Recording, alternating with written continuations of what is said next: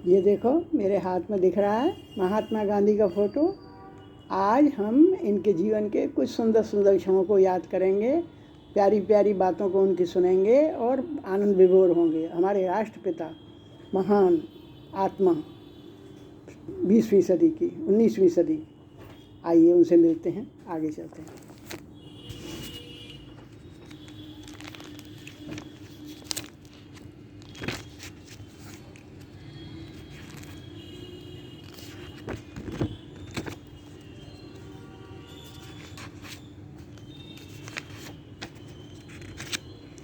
महात्मा गांधी का फोटो देखा तो यहाँ पहुँच गया। गांधी जी कहते हैं, मेरा जन्म संवत 1925 के भादव महीने की बदी 12 के दिन अर्थात सन 1869 1869 के अक्टूबर महीने की 2 तारीख को पोरबंदर में हुआ।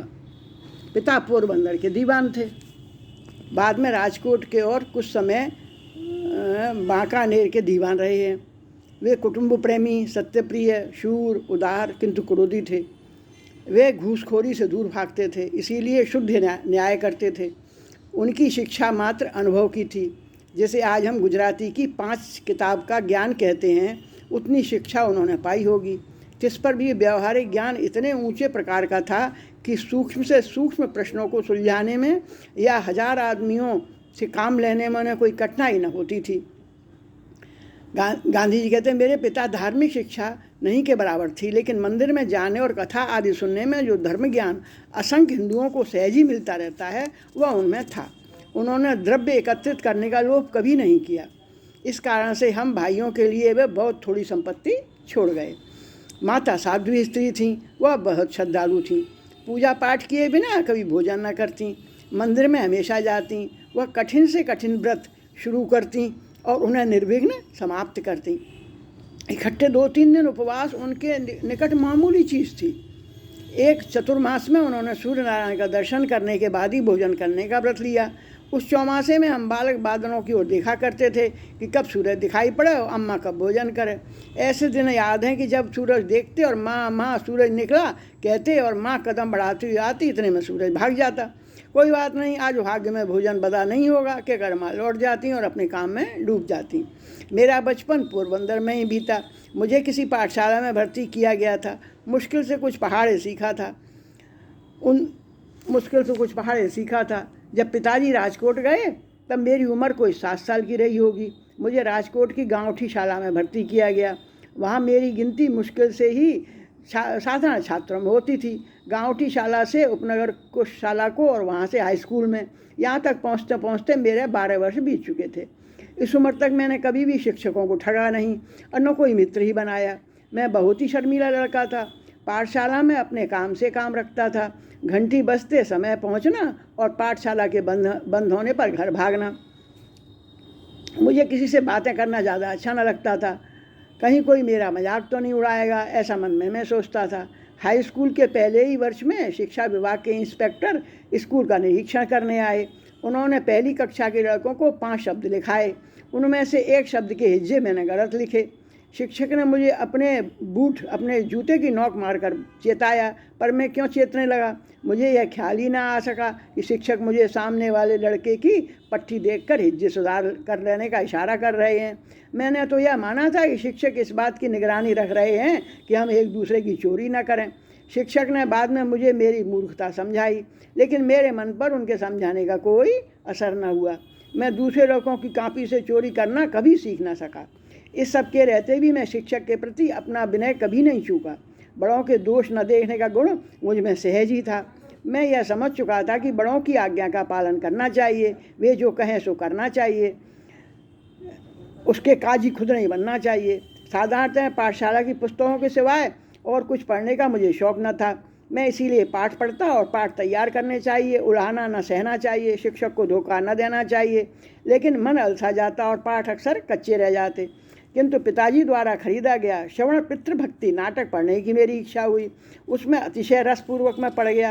कांच में चित्र दिखाने वाले जो आते थे डब्बा लेके, उसमें मैंने वो दृश्य भी देखा जिसमें श्रवण अपने माता पिता को कांवर में बैठा कर ले जाता है। मुझ पर इन दोनों बातों का गहरी छाप पड़ी। मन में विचार आने लगा, और कि मुझे भी श्रवण कुमार के समान बनना चाहिए।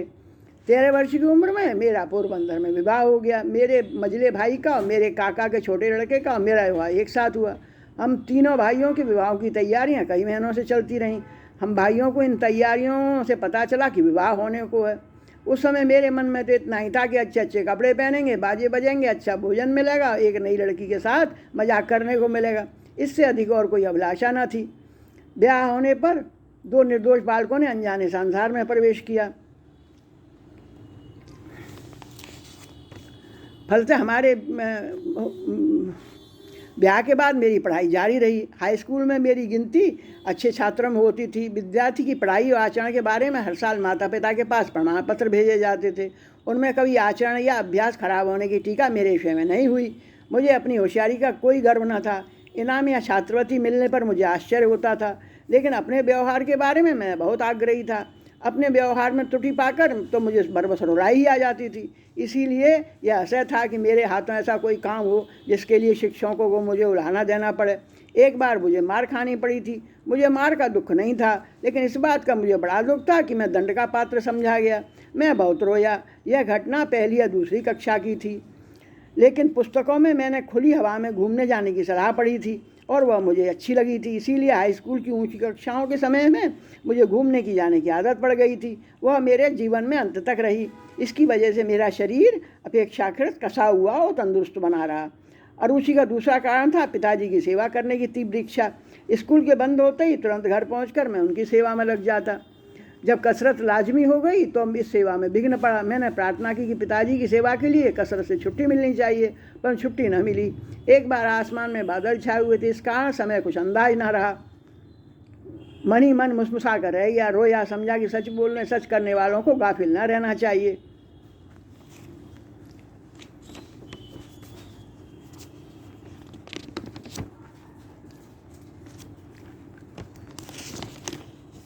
लेकिन एक बात मन में जड़ जमा ली, यह संसार नीति पर टिका हुआ है। नीति मात्र का समावेश हृदय के सत्य में समाया हुआ है। सत्य का शोध तो करना ही होगा। यूँ दिनों दिन सत्य की महिमा मेरी दृष्टि के सामने बड़ी होती चली गई। सत्य की व्याख्या विस्तृत होती गई और अभी भी होती ही रहती है। जो हमें पानी पिलाए, साथ ही नीति का एक छप्पे भी हृदय में बस गया। उपकार का बदला अपकार नहीं, उपकार का उपकार ही हो सकता है। यह वस्तु जीवन का मेरे का सूत्र बन गई। उसने मुझ पर साम्राज्य चलाना शुरू कर दिया। अपकारी का भला चाहना और करना मेरे अनुराग का विषय बन गया। मैंने उसके अनगिनत प्रयोग किए। यह चमत्कारी छप्पे यूँ हैं। जो हमें पानी पिलावे उसे हम भोजन करावें, जो हमारे सामने शीश झुकावे उसे हम उमंग से दंडवत प्रणाम करें, जो हमारे लिए एक पैसा भी खर्च करे उसके लिए हम गिन्नियों का काम कर दें, जो हमारे प्राण बचाए उसके दुख को दूर करने से हम अपने प्राण तक न्यौछावर कर दें। उपकार करने वालों के प्रति तो मन, वाणी, कर्म से 10 गुना उपकार करना ही चाहिए। लेकिन जग में सच्चा और सार्थक जीना उसी का है जो अपकार करने वालों के प्रति भी उपकार करता है।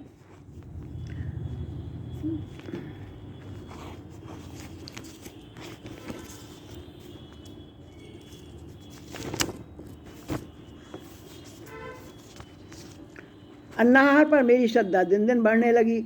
सॉल्ट की पुस्तक ने आहार के विषय में अधिक पढ़ने की मेरी जिज्ञासा को तीव्र बनाया। जितनी पुस्तकें मुझे मिली मैंने खरीद ली और पढ़ डाली। इस वाचन का परिणाम यह हुआ कि मेरे जीवन में आहार के प्रयोगों का महत्व को स्थान मिल गया। इस बीच मेरे बारे में उस मित्र की चिंता मिटी न थी। उन्होंने प्रेमवश यह माना कि मुझे मांसाहार करना चाहिए, लेकिन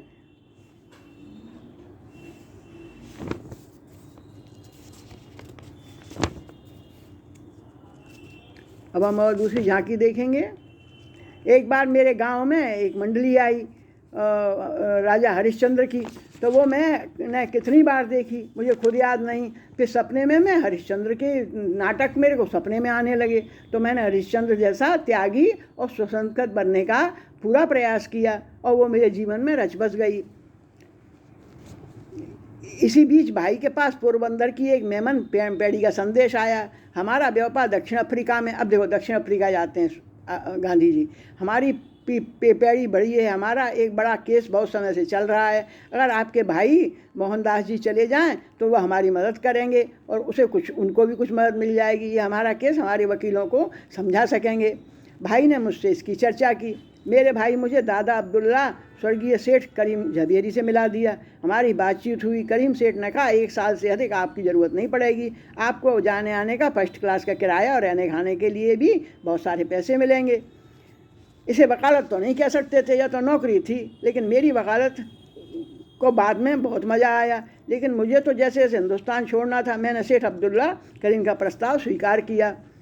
यूँ सन 1853 के अप्रैल महीने में मैं उमंग भरा दिल लेकर अपनी तकदीर आजमाने के लिए दक्षिण अफ्रीका रवाना हो गया। बर्मन में अभी मैं जान पहचान बढ़ा ही रहा था। डरबन नाताल बंदरगाह कहा जाता। अब्दुल्ला सेठ मुझे लेवाने आए थे। स्टीमर डक पे पहुंचा और नाताल के लोग स्टीमर पर अपने मित्रों को लेने आए। तभी मैं समझ गया कि हिंदुस्तानियों की बहुत इज्जत नहीं होती। दूसरे या तीसरे दिन वे मुझे डरबन की अदालत दिखाने ले गए। वहाँ मेरी कुछ जान पहचान कराई। अदालत में मुझे अपने वकील के पास बैठाया। मजिस्ट्रेट मेरी ओर देखता रहा। उसने मुझे पगड़ी उतारने को कहा। मैं उतारने से इनकार कर दिया और अदालत छोड़ दी। इन 2-3 दिनों में मैंने यह देखा कि हिंदुस्तानी अपने अपने तंग दायरे बना के बैठ गए हैं। कुल मिलाकर अब्दुल्ला सेठ की दलील मुझे जची। मैंने पगड़ी के किस्से को लेकर अपने और पगड़ी के बचाव में अखबारों में एक लेख लिखा। अफ्रीका में मेरी पगड़ी खूब चर्चा चली। 3-4 दिन के अंदर ही अनाया दक्षिण अफ्रीका में मेरा विज्ञापन हो गया। मेरी पगड़ी तो लगभग आखिर तक रही। डरबन में अभी मैं जान पहचान बढ़ा ही रहा था कि इतने में पेड़ी के वकील की ओर से पत्र आया। केस के लिए तैयारी हो जानी चाहिए और या तो अब्दुल्ला सेठ स्वयं पिटोरिया आना चाहिए या किसी को भेजना चाहिए। मैं पिटोरिया जाने के लिए तैयार हुआ। 7वें-8वें दिन में डरबन से रवाना हुआ। मेरे लिए पहले दर्जे का टिकट खरीदा गया। नाताल राजधानी मेरी में ट्रेन करीब 9 बजे पहुंची। एक गोरा मुसाफिर आया। उसने मेरी ओर देखा। मुझे अपने भिन्न रंग वाला पाकर वह परेशान हुआ। बाहर निकला। 1-2 अफसरों को लेकर आया। किसी ने मुझसे कुछ कहा नहीं। आखिर एक अफसर आया। उसने मुझे आखिरी डिब्बे में जाने को कहा। हमारे भी सवाल जवाब हुए, लेकिन मैंने स्वयं उतरने से इनकार कर दिया। सिपाही आया। उसने मेरा हाथ पकड़ा और मुझे धक्का देकर नीचे उतारा। मेरा सामान भी उतार दिया। मैंने दूसरे डिब्बे में जाने से इनकार कर दिया। ट्रेन रवाना हो गई। मैं वेटिंग रूम में बैठा। अपना हाथ झोला साथ में रखा। बाकी सामान को मैंने हाथ न लगाया। मैंने अपने धर्म का विचार किया। या तो मुझे अपने अधिकारों के लिए लड़ना चाहिए अथवा अपने देश लौट जाना चाहिए, अन्यथा जो भी अपमान हो उसको सहन करके पिटोरिया पहुंचना चाहिए और इस केस को निपटाकर वापस अपने देश जाना चाहिए। केस को लटकता छोड़कर भागना तो अच्छी बात नहीं होगी। मुझे जो दुख उठाना पड़ा सो तो ऊपर ऊपर का दर्द है, और वह यदि गहरे रोग को मिटाने की शक्ति हो तो इस शक्ति का उपयोग करना चाहिए, और अगर इस प्रयत्न में दुख उठाने पड़ा तो उठाने चाहिए। इस प्रकार निश्चय करके मैंने तय किया कि दूसरी ट्रेन में जैसे भी बने आगे जाना चाहिए। सवेरे सवेरे मैंने जनरल मैनेजर के नाम एक लंबा शिकायती तार भेजा। दादा अब्दुल्ला को भी सूचित किया। वे जनरल मैनेजर से मिले और उनने मुझे बिना रोके टोके मेरे मुकाम तक पहुंचाने के लिए स्टेशन मास्टर से कहा। सेठ की सूचना पाकर व्यापारी मुझे स्टेशन पर मिलने आए। उन्होंने मेरे सामने अपने ऊपर आने वाली मुसीबतों का बयान किया। सारा दिन इसी तरह की बातें सुनने में बीत गया। रात पड़ी, ट्रेन आई। मेरे लिए जगह तैयार थी। ट्रेन मुझे चार्ल्स टाउन की ओर ले चली। ट्रेन सवेरे चार्ल्स टाउन पहुंची। उन दिनों चार्ल्स टाउन जोहान्सबर्ग पहुंचने के लिए ट्रेन न थी, बल्कि घोड़ों की शिकरम थी। मुसाफिर जब शिकरम के अंदर बैठते, लेकिन मैं तो कुली माना जाता था। अपरिचित सा लगता था। हिंदुस्तानी वहाँ कुली कहे जाते थे। इसीलिए शिकरम वाले की नीयत यह थी कि मुझे गोरे मुसाफिरों के पास न बैठना पड़े तो अच्छा है। शिकरम के बाहर अर्थात कोचवान के दाएं बाएं 2 बैठकें थीं। उनमें से एक बैठक पर शिकरम कंपनी का एक गोरा अधिकारी बैठता था। वह अंदर बैठा और मुझे कोचवान की बगल में बैठाया। मैं समझ गया कि यह सरासर अन्याय है, अपमान है, लेकिन मैंने इस अपमान को पीना उचित समझा। मनी मैन बेचैन तो बहुत रहा। कोई 3 बजे शिकरम पारडीकोप पहुंची। अब उस गोरे अधिकारी ने चाहा कि वह मेरी जगह पर बैठे। उसने मुझे पैर रखने के लिए पटिए पर बैठने को कहा। मैं इस अपमान को सहने में असमर्थ था, इसीलिए मैंने उससे डरते डरते कहा, मैं अंदर जाने को तैयार हूँ, लेकिन आपके पैरों के पास बैठने को तैयार नहीं। मेरा इतना कहते ही वह मुझ पर तमाचों की झड़ी बरस गई और उसने मेरी बाँह पकड़कर मुझे नीचे घसीटना शुरू किया। मैंने बैठक के पास सींचों को भूत की तरह कचकचा कर पकड़े रखा और निश्चय किया कि चाहे हाथ टूट जाए मगर सींचों को न छोड़ूंगा। वो गोरा अधिकारी मुझे गालियाँ दे रहा था, खींच रहा था और मार भी रहा था, मगर मैं चुप था। मुसाफिरों ने कुछ दया आ गई। उनमें से कुछ कह उठे, इस बेचारे को बैठ जान दो, इसे नाक मत मारो, इसकी बात सच है। अगर वहाँ नहीं बैठने दोगे तो उसे यहाँ हमारे अंदर बैठना पड़ेगा। सुनकर वह खिसियाया। फला तो उसने मुझे मारना छोड़ दिया।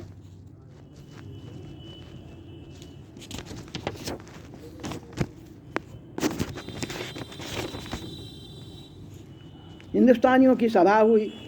कहा जा सकता है उस सभा में मैंने अपने जीवन का पहला भाषण दिया। मैं सत्य के विषय में बोलना चाहता था। व्यापारियों के मुँह से भी सुना करता था कि व्यापार में सत्य नहीं चलता। उन दिनों में इस बात को मानता न था, आज भी नहीं मानता। अपने भाषण में मैंने इस विचार को डटकर विरोध किया और व्यापारियों को उनकी दोहरी जिम्मेदारियों का भान कराया। प्रदेश में आने से उनकी जिम्मेदारी देश में रहने वालों के मुकाबले बढ़ गई है, क्योंकि मुट्ठी भर हिंदुस्तानियों की रहन सहन से करोड़ों हिंदुस्तानियों की उनको मापा जाता है। मुझे सभा के परिणाम से संतोष हुआ। हर महीने अथवा हर हफ्ते ऐसी सभा करने का निश्चय किया। न्यूनाधिक नियमित रूप से यह सभा होती और उनमें विचारों का आदान प्रदान हुआ करता। यों में प्रिटोरिया, ट्रांसवाल और फिटेस्ट हिंदुस्तानियों की आर्थिक, सामाजिक और राजनीतिक स्थिति का गहरा अध्ययन कर सका। फुटपाथ पर चलने का प्रश्न मेरे लिए तनिक गंभीर परिणाम वाला सिद्ध हुआ। मैं हमेशा प्रेसिडेंट स्ट्रीट के रास्ते खुले मैदान में जाता था।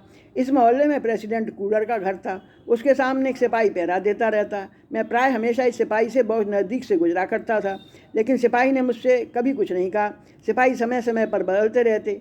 एक बार एक सिपाही ने बिना चेतावनी के फुटपाथ पर से उतर जाने को कहा। मुझे धक्का मारा, लात मारी और नीचे उतार दिया।